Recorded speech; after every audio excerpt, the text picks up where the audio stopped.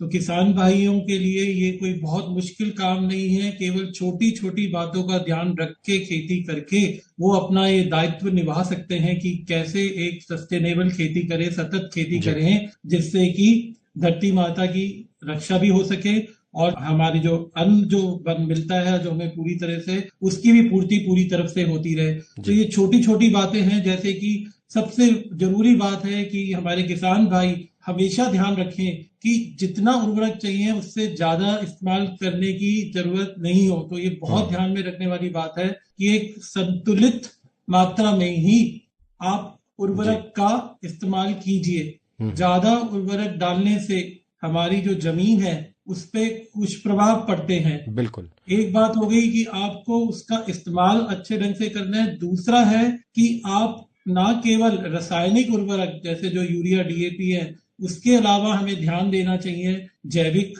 जो फर्टिलाइजर्स होते हैं, हमारे बायो फर्टिलाइजर जिसे बोलते हैं, या ऑर्गेनिक फर्टिलाइजर्स होते हैं। हम्म। के साथ ये भी बहुत जरूरी है कि हमारी जो सॉइल की ऑर्गेनिक कार्बन है उसको भी हमें निरंतर ध्यान देना चाहिए कि उसकी भी मात्रा कम नहीं हो। तो बिल्कुल। हमारे जो एफओएम एलओएफएम जैसे प्रोडक्ट हैं जो कि ये सॉइल की जो कार्बन है उसकी मात्रा को बनाने में मदद करते हैं।